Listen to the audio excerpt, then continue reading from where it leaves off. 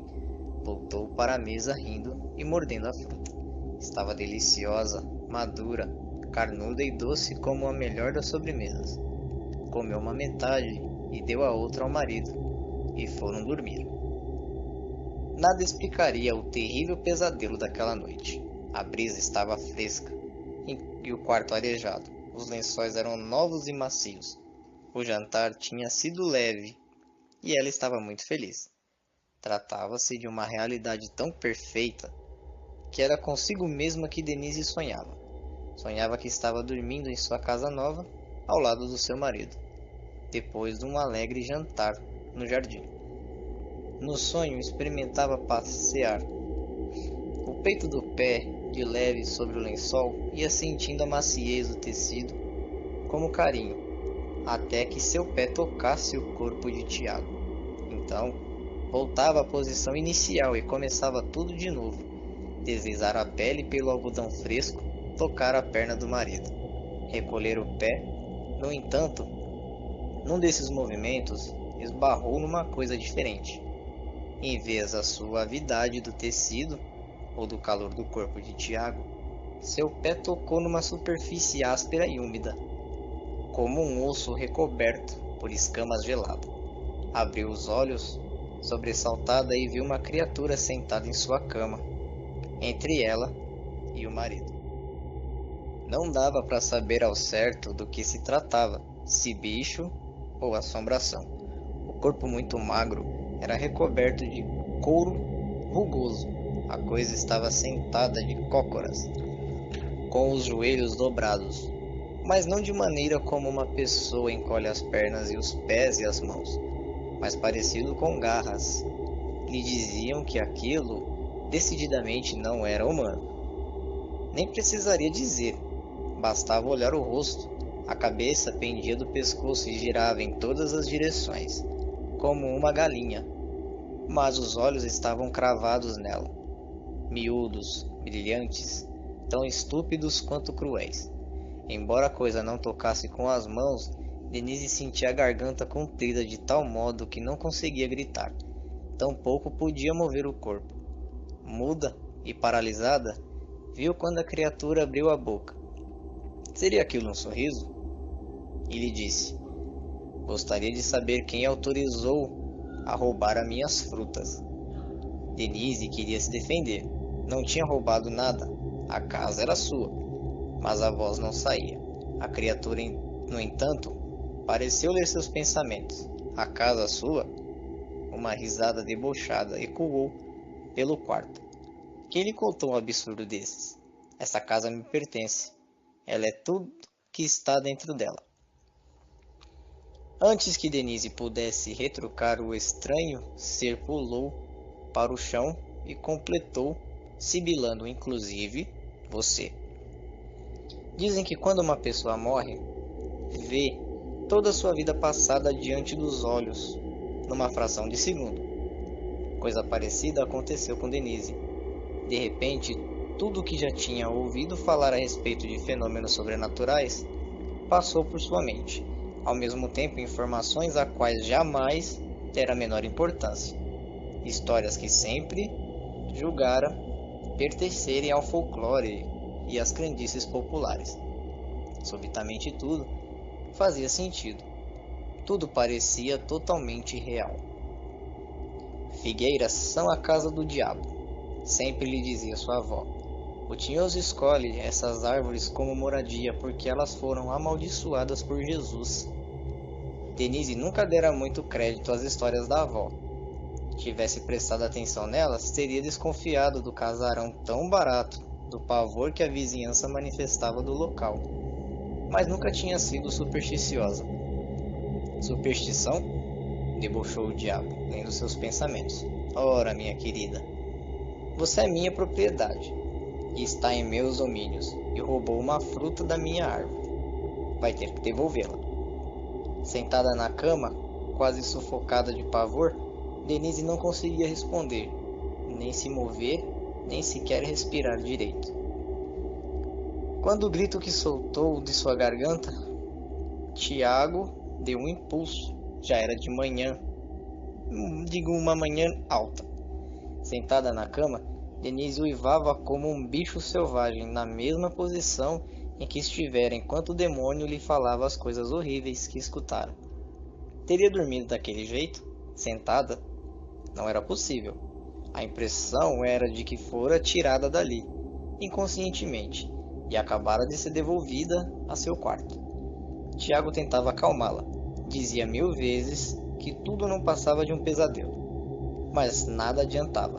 Denise ainda sentia um inteiro horror da presença, como se a besta apenas tivesse se tornado invisível, mas continuasse ali. Desde essa noite, não conseguiu mais dormir direito. Mal anoitecia, seu coração ficava pesado, cheio de pressentimentos.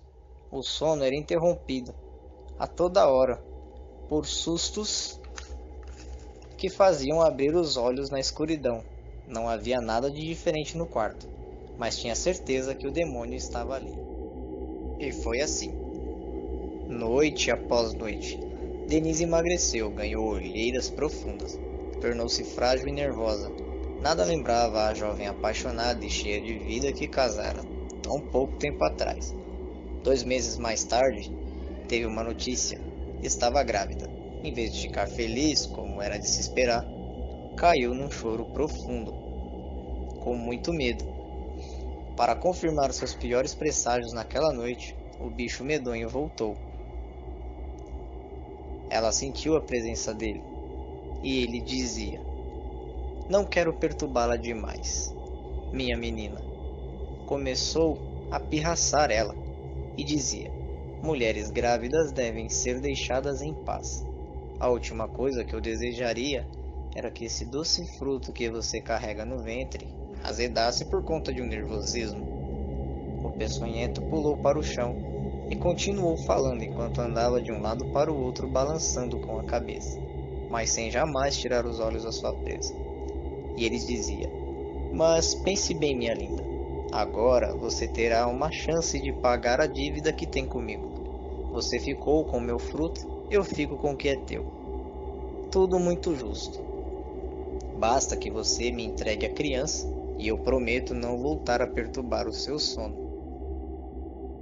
Dado o recado, o demônio desapareceu e cumpriu sua promessa. Não apareceu mais nos meses seguintes. Dias se passaram. Tiago passava pela rua, preocupado com a esposa, quando viu uma igrejinha, e lá encontrava, perto da cruz, um padre que parecia bastante jovem. "Posso ajudá-lo?" perguntou o pároco. Sua voz era suave e inspirava confiança. O rosto de Tiago iluminou-se. Se havia alguém que podia ajudar naquela situação, era o padre. Contou-lhe tudo o que acontecera, sem omitir nenhum detalhe. Por fim, tranquilizado pelo jovem religioso, disse: "Meu filho, não se preocupe com mais nada. Agora esse assunto está em minhas mãos. Hoje à noite farei uma visita à sua esposa. Conversarei com ela." À noite, conforme o prometido, o pároco lhe fez a visita novamente. Ouviu toda a história, agora contada por Denise, e repetiu as mesmas palavras que já tinha dito a Tiago. "Não se preocupe, mas isso será agora assunto meu, que apresenta ser muito forte. Ninguém roubará aquilo que pertence ao Senhor. Assim que a criança nascer, virei buscá-lo. Ela ficará comigo na igreja. Lá estará a salvo." Embora o jovem transmitia imensa segurança e fé, e a voz de puro conforto, os olhos só doçura, Denise sentiu imediatamente que podia confiar nele, e a partir daquele dia, não teve medo de mais nada. O demônio não perturbava mais seu sono. Se alimentava bem, chegava até mesmo a cantarolar, enquanto comprava as roupinhas para o bebê e decorava o quarto. No final do 9º mês, seu filho nasceu, forte, saudável. Nem chegou a levá-lo para casa. Embrulhou numa manta de lã azul clarinha como o céu e saiu diretamente do hospital para a igreja, onde o padre já a esperava. "O senhor acha que ele vai precisar ficar muito tempo aqui?" perguntou aflita. por ter que separar do bebê. Não, minha filha, basta que ele durma aqui esta noite. Amanhã cedo iremos batizá-lo. Depois disso, já estará consagrado, e o intruso nenhum conseguirá aproximar-se dele.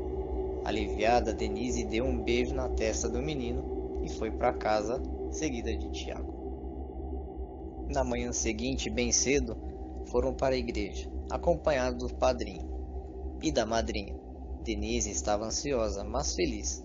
Tiago torcia para que o pesadelo tivesse logo um fim. Já estavam decididos a mudar de casa e começar vida nova bem longe dali. Esse era o assunto dentro do carro, onde os dois casais iriam para tentar disfarçar a tensão. Denise já estava até pensando que talvez pudesse mudar para outra casa antiga, desde que tenha uma boa igreja por perto. Completava o padrinho, que nunca tinha levado aquela história de Figueira muito a sério. A verdade é que sempre ficando impressionado com as coisas do mal, dizia a madrinha, que achando melhor poder que ela tenha de ver o nosso próprio medo. Quando decidimos enfrentá-las, não resistem. Bem, talvez não seja bem assim, respondeu Tiago, que ainda aguardava bem vivos os gritos apavorados da mulher nas noites de pesadelo. Mas o padrinho interviu. Ora, Tiago, se não fosse assim, o tal demônio teria aparecido nessa noite, mesmo para buscar a criança. Ele apareceu? Denise admitiu que não. Nada lhe perturbava o sono. Pois então, teimou o padrinho que ficassem impressionados demais com essa história. A conversa seguia tão animada que o grupo chegou ao final da rua sem ter parado na porta da igreja. Passamos do ponto, disse Tiago, ainda rindo. Vamos ter que voltar. Fizeram a manobra do carro e retornaram. Dessa vez, prestando atenção para não virem igreja nenhuma. Tem certeza que é aqui? Perguntou a madrinha. Claro, respondeu Tiago já apreensivo. Passaram novamente pela rua toda. Não havia sinal de igreja por ali. Toda a tranquilidade de Denise tinha desaparecido, sem dar ouvidos às ponderações dos padrinhos. Saltou do carro e começou a correr a calçada de cima para baixo, como uma louca. Finalmente parou com os olhos arregalados fixos num ponto de um terreno baldio. Todos a seguiram. No centro do terreno, imaculadamente limpo, só havia uma pequena planta, uma muda de figueira com cerca de 50 centímetros de altura. Ao lado da muda de um fiapo de lã azul, misturado com a terra, denunciava que alguma coisa tinha sido enterrado ali. Isso aí, pessoal. Se gostaram, deixe seu like. E cuidado com figueiras. Não vão roubar o que não é de vocês, hein?